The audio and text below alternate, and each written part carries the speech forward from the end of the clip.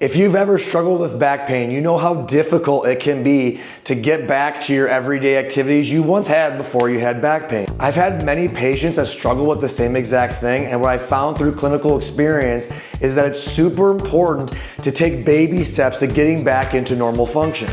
And a great way to do that is to retrain squat function. So if you're fearful of lifting again, whether it's a bag of dog food or a laundry basket or a barbell, if you're a seasoned lifter that's recovering from back pain, or you've never lifted before and you want to learn how, this box squat progression is a phenomenal way to slowly build back up strength and tolerance to everyday activities. All right, to start, this progression is based off of the box squat or goblet box squat. What does that mean?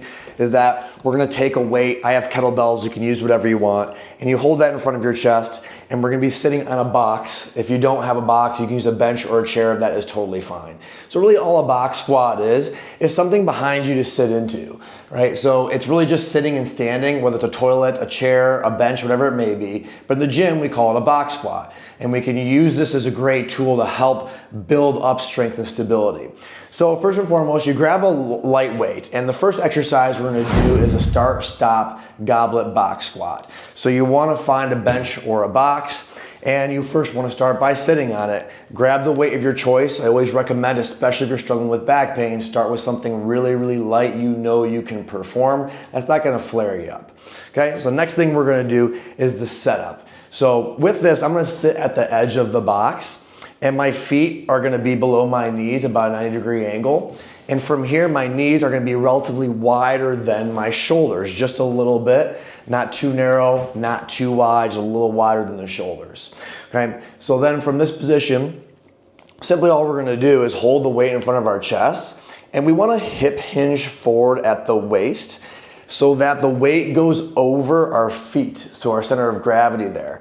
So when we do this, we don't want to just come right up, which is pretty easy to do, especially if you have a weight here, because as the weight gets heavier, that's not an ideal movement, and it's really hard to actually squat like that with weight, you'll fall backwards. So we wanna make sure we hip hinge forward. If you're not really sure what a hip hinge is, if you're on YouTube, we have a video on that that shows you hip hinging, the difference between a deadlift and a squat hip hinge. And then if this is in one of our online courses, we have this in a previous video. So what we do is we hip hinge from the hips here, keeping our back nice and tall and straight. And then once this weight gets over my feet, I'll feel pressure into my feet. And then very simply from here, what I'm gonna do is I'm gonna stand tall, and then I'm gonna come back down.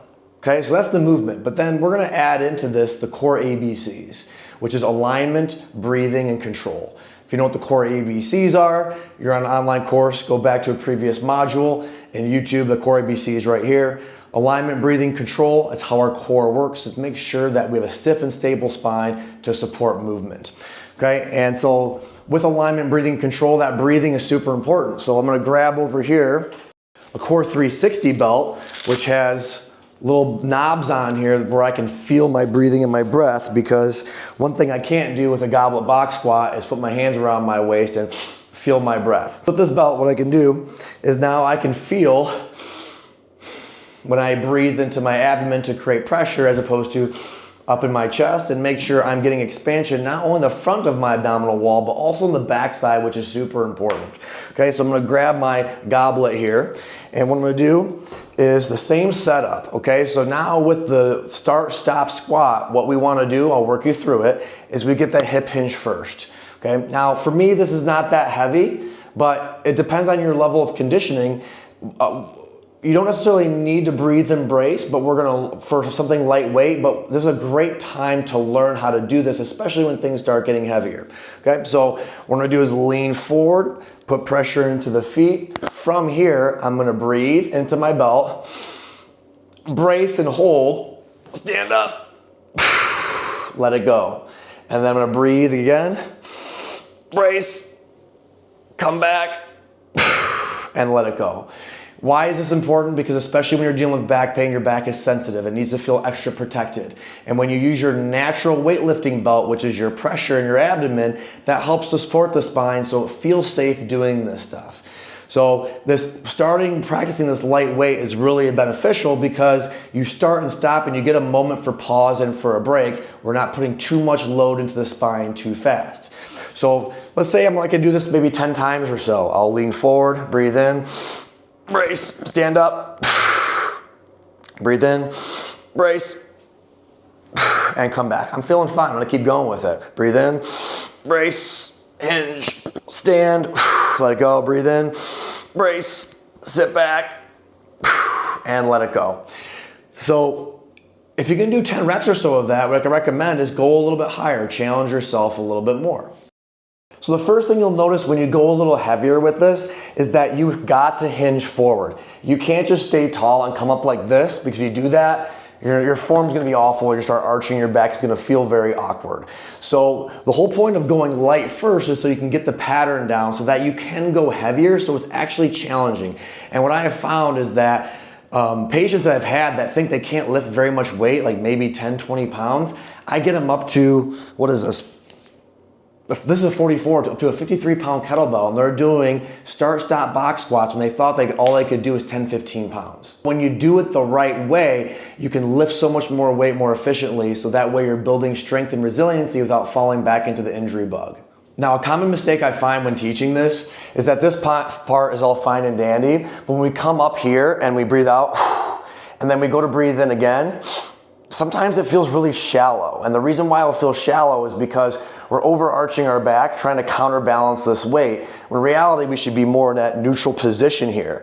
So if you've seen my previous videos or on our core course, we talk about how to be able to create more of a neutral spine when we're stacked and loaded at the top of a squat or a deadlift. We don't want to be over exaggerating the arch here. If we do that, we're putting extra load on our spine, and we can't breathe and brace as well. So if you're having struggle with that, well, first of all, how do you know if you're doing it? It's based on your breath. So if you're here, you can breathe, brace, hold, then you come up, and you can get the same breathe, brace, hold again at the top, and come back, right? If you can do that, then we know we're in a good position to create pressure. We're relatively neutral, right? But if we're up here and we're overextended, how do you know? Well, first thing is that if you feel some back pain there, that might be one.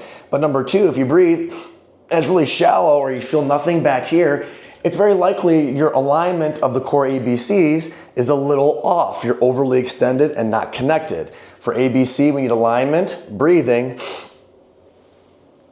and control movement. Now, one point about alignment, if you're doing these start-stop squats and you're having some excessive back tightness, or you're having a problem generating pressure up here, then it's likely that your alignment is off, as I mentioned.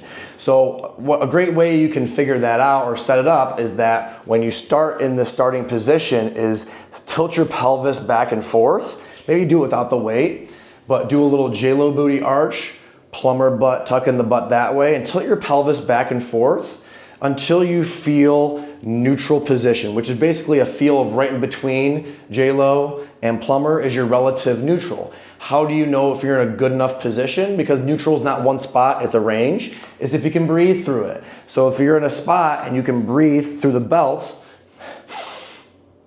then I know I'm in a relatively good position. If you're overly arched like this and you breathe, it's shallow, no bueno, there's not much happening here. Now, if you're overly flexed or slumped, yes, you can create pressure, but this position's not ideal for stabilization. If you don't have a core 360 belt, which I recommend getting one, you can always take an exercise band of some sort and tie it around your waist like a karate belt, so that way when you breathe, you can feel the stretch of the exercise band. Once you've got start-stop going, then step two is touch and go. So it's the same concept, but we're gonna start at the top here, and we're gonna get our breath, brace, and then we're gonna touch and go. Breathe, hold breath, touch, and let it go. With this, there's more time under tension because you don't get breaks in between, and you hold your breath through the squat. This teaches what's more of a traditional squat you would see maybe at the gym when you're doing repetitions. But once you've got the start-stop going, we should be able to support more time under tension, so it's a nice progression. And I would recommend that if you went, let's say with, let's call it 50 pounds with your start-stop squat, and you have no problem with that, we probably want to go a little bit lighter with the touch and go, just because there's more time under tension without a break in between.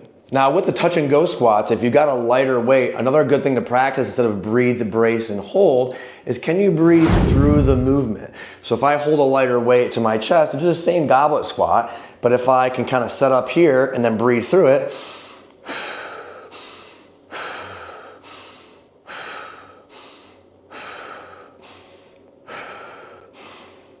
I can slow it down and really start to feel where I have some hitch points. Meaning, can I breathe through all of it? Speed hides need. So if we slow it down, we can kind of see where our limitations are or where we struggle. And sometimes you might find when you slow it down that you can't breathe very well through a certain spot. Maybe because you start to arch, right? You can feel a little bit extra there. Or you just feel like at certain points, you don't have much strength or stability there. But you have the box behind you just in case. So if you're practicing these touch and go squats and you're going through it and you're breathing through it and you lose some control, you always have a safety measure behind you. For the next progression, we're gonna work on some single leg activities. So we're gonna do a goblet box split squat, which is a mouthful. I'm gonna face forward for this one because I want you to see that instead of doing a squat here like this, now I'm gonna drop one leg off the edge to really load one leg. So in this case, I'm using my left leg forward, but the same principle applies with my right leg hanging off the edge. I'm still gonna lean forward, hip hinging at the hips. My weight is over my shoelaces, centering my gravity here. And then in a nice proud position, I'm gonna take a breath, make sure I can feel the breath. I'm filling out, hold, come on up, and come back down. And relax. So as you can see, this is our start-stop split squat. We'll do it again. Breathe, brace, hold, come on up, and back down, and relax. Notice when I'm doing this that I'm not standing up like this. So I'll turn here. I'm maintaining my center of gravity or my weight over my laces here and coming down. What I'm not doing is doing this. What's the problem with this? Well, if I did this, and I take a breath here again, I'm overextended, my alignment's off, so I'm not gonna be able to breathe and create pressure. So I wanna make sure that I have that forward lean, breathe, nice alignment here, breathe, brace, come on up, do it again, breathe, brace, come on down.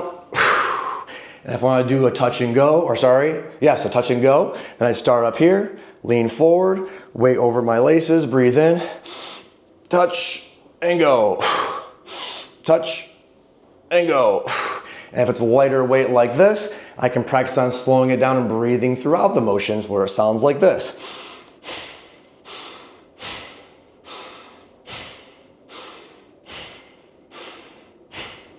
Once you've got these three movements down, I would use them all in concordance. So think of level 1, 2, and 3. Level 1 being start, stop, level 2 being touch and go, level 3 being the split squat. And the heaviest, typically with these, you can go a little heavier with the level 1, a little bit lighter level 2, a little bit lighter level 3 because of the demand. But ultimately, anytime you're learning this stuff or you've dealt with prior back pain, you're getting back into activity, you want to make sure that you are starting with something you know you can perform perfectly. Typically sit around like the 6 to 10 rep range and doing 3 sets of that. And after you've done each of those and you feel comfortable with that, you can, next time you go to exercise or do these, go a little bit more until you start feeling like that, hey, I can do this pretty well, and you can start upping the ante even more from there. Now the beauty of this is once you slowly progress this and getting more and more and more, you actually don't even need this box anymore, because what is a touch and go squat? It's a goblet squat, right? You take a weight, whether it's on your back, your front, however you're doing it, and you're squatting down. You're using the same principles of alignment, breathing control. Brace, hold, come down, and come up. Right? And then depending on the weight, if it's heavier, you probably want to breathe, brace, hold. If it's a little bit lighter and you can breathe through it and still stabilize, well, then use that. It just depends on the amount of demand on your body or amount of load you're putting on it.